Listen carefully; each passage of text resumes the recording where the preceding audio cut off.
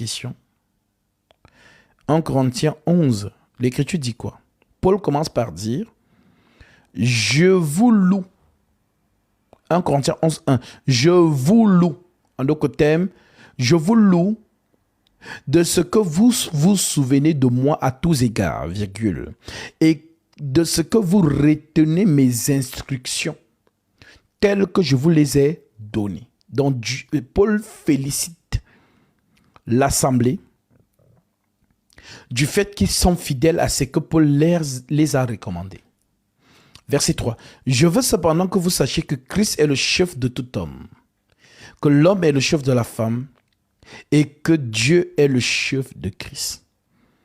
Tout homme qui prie ou qui prophétise la tête couverte déshonore son chef. Donc, si nous disons que couvrir la tête, ce sont les cheveux, alors l'homme doit avoir la boule zéro. Il ne doit pas avoir les cheveux sur la tête. Tout homme qui prie ou qui prophétise la tête couverte déshonore son chef. Toute femme, au contraire, qui prophétise la tête non voilée, qui prie ou qui prophétise la tête non voilée, déshonore son chef. C'est comme si elle était rasée. Donc, ne pas avoir le voile sur sa tête lorsque tu pries ou que tu prophétises, c'est comme si tu es rasé.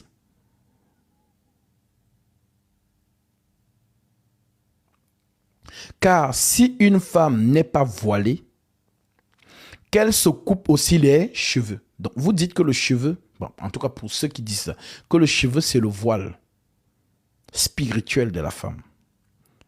Alors, on vous dit donc que, car si une femme n'est pas voilée, qu'elle se coupe aussi les cheveux. Ben, si vous dites que les cheveux c'est le voile, ben, ça veut dire qu'elle n'est pas voilée, ça veut dire qu'elle n'a pas les cheveux. Pourquoi elle doit encore se couper les cheveux? Ce sont les gens qui ne comprennent pas l'Écriture. Voilà donc pourquoi Paul explique spirituellement. Alors Paul est prudent. Il se dit, comme j'ai expliqué spirituellement, et comme Pierre avait dit dans 2 Pierre, faites attention avec les écrits de Paul, car il y a beaucoup de choses difficiles à comprendre et dont les personnes ignorantes et mal affermies tordent le sens. Alors, Paul donc prudent que ce que je viens d'expliquer est spirituel, est-ce qu'ils comprendront? Je vais donc me rassurer de leur prendre la nature en exemple pour leur faciliter la compréhension. Voilà donc pourquoi Paul dit, l'homme ne doit pas se couvrir la tête, puisqu'il est l'image et la gloire de Dieu. Tandis que la femme est la gloire de l'homme. En effet, l'homme n'a pas été tiré de la femme, mais la femme a été tirée de l'homme. Et l'homme n'a pas été créé à cause de la femme, mais la femme a été créée à cause de l'homme. C'est pourquoi la femme, à cause des anges, doit avoir sur la tête une marque de l'autorité dont elle dépend. Toutefois, dans le Seigneur, la femme n'est point sans l'homme, ni l'homme sans la femme. Car de même que la femme a été tirée de l'homme, de même l'homme existe par la femme. Et tout vient de Dieu. Verset 13. Jugez-en vous-même. Donc nous sommes ici dans une autre phrase où Paul prend maintenant la nature à témoin, c'est-à-dire pour expliquer ce qu'il vient d'expliquer plus haut, spirituellement. Jugez-en vous-même. La nature, jugez-en vous-même. Est-il convenable qu'une femme prie Dieu sans être voilée? Est-il convenable qu'une femme prie Dieu sans être voilée? Point d'interrogation. La nature elle-même ne vous enseigne-t-elle pas que c'est une honte pour un homme de porter de longs cheveux? Donc Paul prend la nature en exemple et non pas une affirmation, mais que c'est une gloire pour la femme d'en porter parce que la chevelure lui a été donnée comme voile, point d'interrogation. Si quelqu'un se plaît à contester, nous n'avons pas cette habitude non plus que les églises de Dieu. Alors,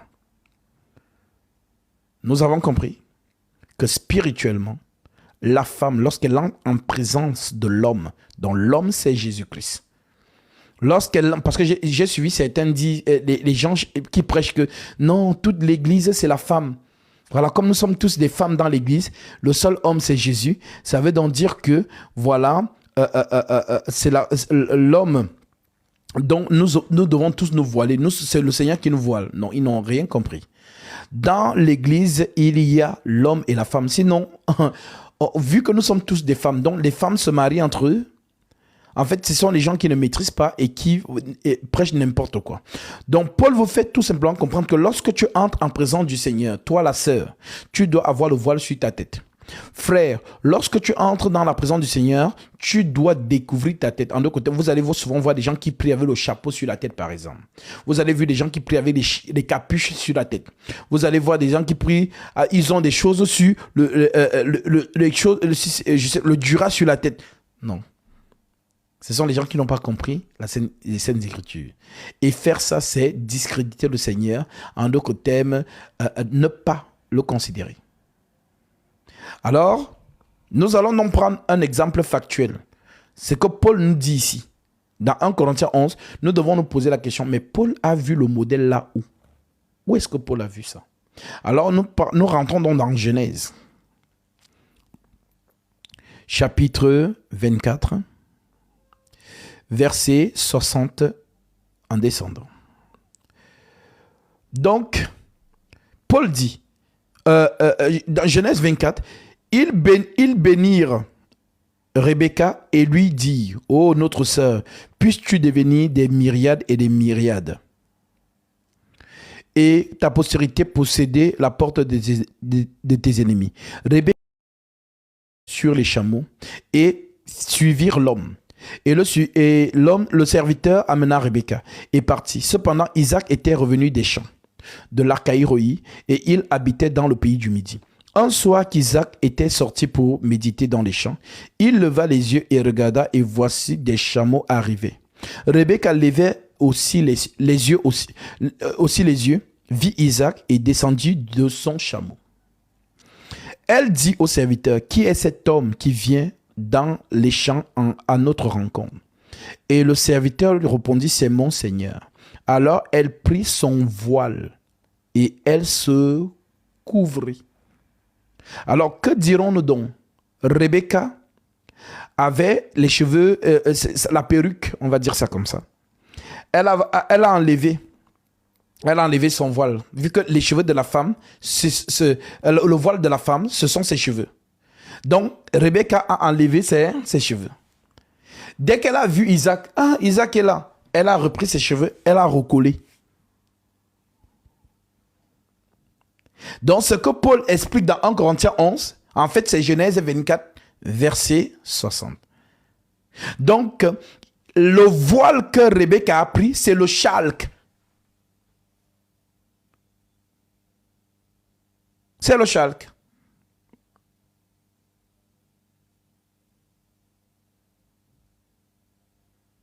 Donc, elle voit Isaac.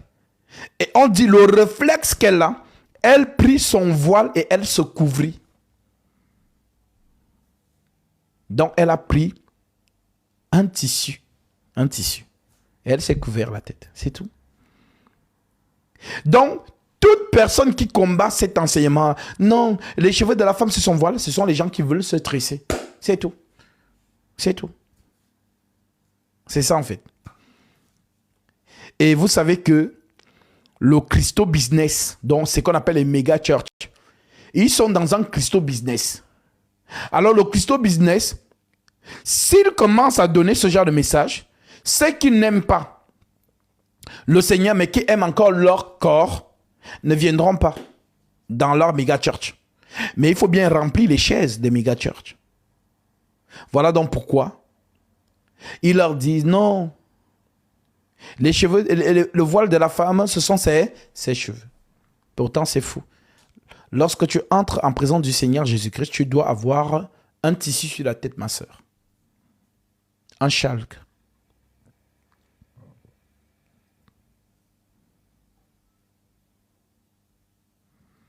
Voilà. Et je suis sûr que toutes celles qui ont vraiment le Saint-Esprit en elles, quand tu te mets à genoux pour prier, lorsqu'il n'y a pas ton voile, toi-même tu sens qu'il y a quelque chose qui te dit mets ton voile. Parce que déshonorer son chef veut dire l'avilir, le discréditer, le déconsidérer. C'est ça que veut dire déshonore son chef. Toute femme qui prie ou qui prophétise la tête non voilée déshonore son chef. Et nous savons que tu pries ton mari. Est-ce que tu pries ton mari? Que tu mets ta main à genoux. Mon mari, je te demande, oh mon mari, Dieu Tout-Puissant. Tu ne pries pas ton mari. Donc celui que tu pries, c'est Jésus-Christ. Et celui que ton mari prie, c'est toujours Jésus. Donc c'est lui le chef de l'église. Donc lorsque toi, femme, tu pries ton Seigneur Jésus, voile-toi. Pourquoi ça vous pique? Moi, parfois je me demande que, mais attends, si tu te voiles, ça fait quoi? Ça fait quoi? Qu'est-ce que ça fait? C'est là où vous voyez vraiment que c'est l'ennemi en fait. C'est l'ennemi. C'est l'ennemi. C'est l'ennemi. Voilà ma soeur, pour toi qui m'as posé la question. Donc il faut savoir que il y a le Christo Business. Et le Christo Business, justement, avec leurs choses de théologie, là, justement, voilà, font beaucoup de dégâts ici dehors. Oui, c'est une pratique vraiment, même en Afrique. C'est une pratique en Afrique. Et en Afrique, une femme ne peut pas se présenter devant le chef du village sans avoir le voile sur la tête.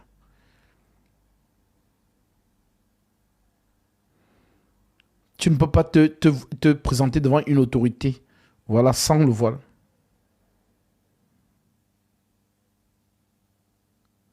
Dans les mœurs même africaines. Je ne parle pas de ce que l'Occident est venu désamorcer, ainsi de suite. C'est une marque. Après, vous allez voir toujours nos mamans en Afrique qui sont toujours voilées.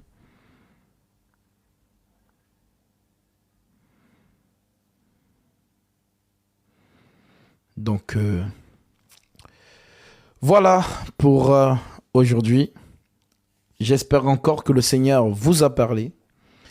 Et j'espère que vous grandissez vraiment avec ces enseignements que le Saint-Esprit vous donne. Comme je l'ai toujours dit, nous ne prêchons pas au nombre. C'est le Seigneur qui connaît ses enfants. Donc, le fait que vous compreniez sa parole, pour l'assimiler dans votre vie, c'est ça qui fait de vous justement des vrais disciples. Et vous avez remarqué que les choses que je vous enseigne ici, vous avez fait je ne sais pas combien d'années dans le système des églises réveillées, vous avez fait combien d'années dans le système du Vatican, mais ces choses, vous ne l'avez... Ça se dit, on ne vous a jamais prêché ça. Mais c'est là où vous ne vous attendiez même pas à voir le vrai enseignement, c'est là où vous trouvez l'enseignement. C'est ça Jésus-Christ. Là, on l'entend, il n'est pas là-bas. C'est là où on ne peut même pas l'attendre, c'est là-bas qu'il est. Donc vraiment, que toute la gloire lui revienne et que Dieu vous bénisse si vous avez été béni par sa parole. Et avant de vous laisser, je vais bénir ici encore ceux qui ont manifesté. Galates chapitre 6 à 7. Que Dieu vous bénisse. Conformément à sa parole, que celui à qui l'on enseigne la parole fasse part de tous ses biens, celui qui l'enseigne.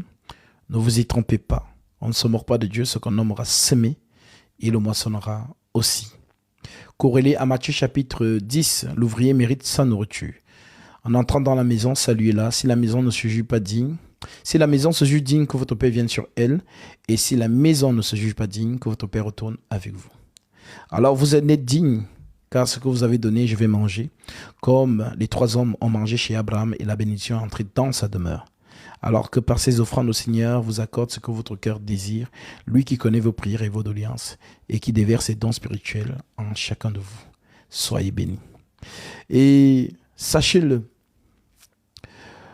dans la parole de Christ que nous vous donnons, il y a vos besoins dedans.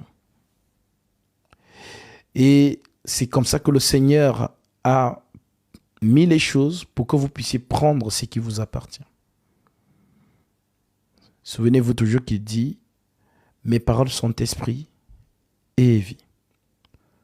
Alors, vraiment, que le Seigneur soit encore glorifié pour sa parole qui nous permet vraiment de grandir et d'être, comme un frère l'a dit hier, de quitter de l'étape de pigeon à l'étape d'aigle. Parce que c'est quand on devient aigle qu'on comprend le langage de Gatsby que je comprends pourquoi il parlait toujours de pigeon, pigeon, pigeon. Parce que certains, quand je parle de pigeon, d'autres pensent que c'est une insulte. Mais c'est lorsqu'ils deviennent aigle qu'ils se disent vraiment, j'étais un pigeon. Donc c'est là qu'il comprend qu'en fait, il était encore dans un pigeon. Voilà, le pigeon, c'est celui qui lit avec ses yeux et qui pense avec son cerveau. Voilà. Donc, l'aigle, c'est l'esprit de la prophétie. Voilà pourquoi, lorsqu'on nous disons pigeon, c'est pour piquer votre curiosité et pour que vous sachiez vraiment que la parole du Christ est vraiment une parole qui est destinée qu'aux enfants de Dieu. Je connais mes brebis, elles me connaissent, elles entendent ma voix et elles me suivent. Voilà mes frères encore pour ce soir. Sur ce, je vous dis shalom et je vous retrouve demain si Dieu nous fait grâce pour continuer toujours à répandre de l'huile qui est cet enseignement qui maintient et qui fait toujours briller notre flamme, car c'est l'huile qui fait briller la lampe. Lorsque nous lisons Matthieu chapitre 25, nous voyons ici que les vierges sages sont entrées dans la salle des noces parce qu'elles avaient de l'huile en abondance. Et l'huile n'est rien d'autre que l'enseignement. Que Dieu vous bénisse. Sur ce, je vous dis shalom. Tous les jours, je vois l'hymne. Il y a plusieurs hymnes.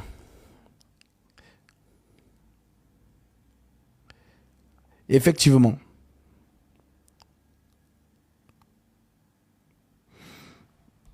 Bon, je vais choisir...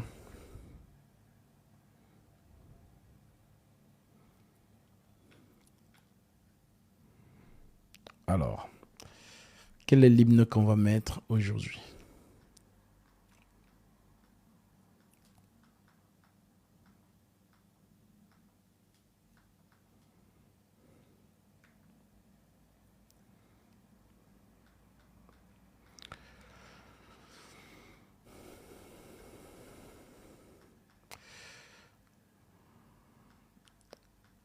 Je sais ce que je veux mettre.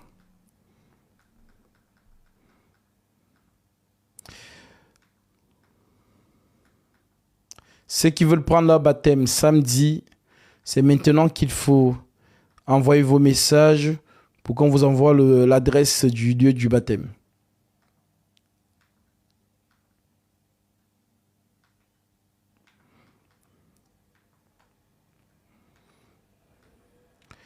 Je suis dans la joie, une joie immense.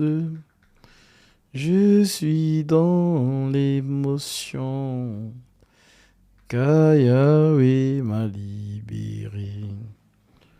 Je chanterai de tout cœur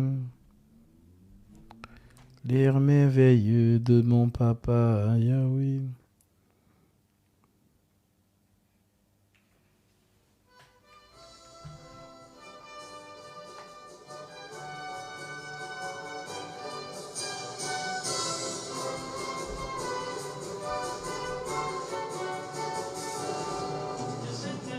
De tout cœur.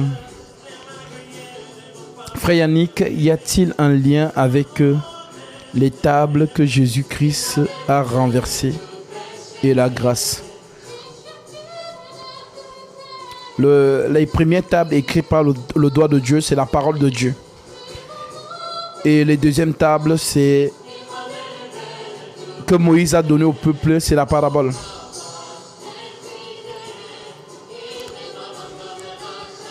Voilà pourquoi lorsqu'il est descendu de la montagne, c'est Dieu qui avait écrit de son doigt l'étable.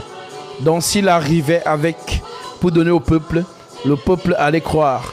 Mais maintenant, lorsqu'il casse et il remonte, ce qu'il redescend avec, c'est le doigt de Moïse. C'est Moïse lui-même qui a écrit. Voilà pourquoi c'est justement personne n'a pu accomplir la loi. Parce que la loi est venue par Moïse.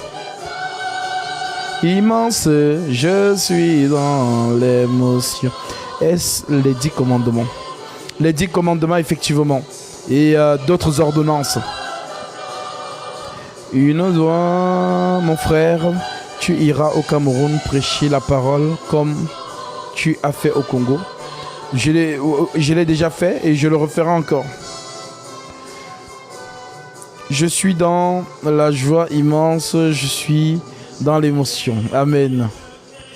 La science nous dit que la Terre existe depuis 4 milliards d'années. Que dit la Bible?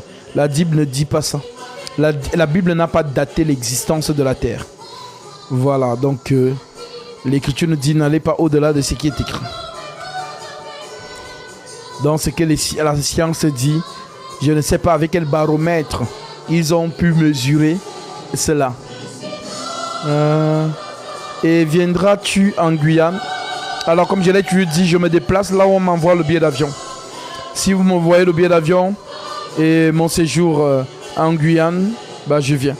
Partout où on m'envoie le billet d'avion et qu'on garantit voilà, mon logement ou mon hôtel, je viens accomplir l'œuvre et puis je rentre. Le verset pour le non-paiement de la dîme. Le verset pour le non-paiement de la dîme. J'ai pas compris ta question. Voilà mes frères. Voilà l'hymne que nous avons écouté. Je vous reviens demain et que le Seigneur vous bénisse encore et qu'il vous maintienne toujours dans son amour. Sur ce, je vous dis shalom. Ceux qui ont encore des questions, notez-les dans un bloc-notes et lorsque je serai là demain, si Dieu nous fait grâce, nous pourrons répondre à vos différentes questions. Sur ce, je vous dis shalom.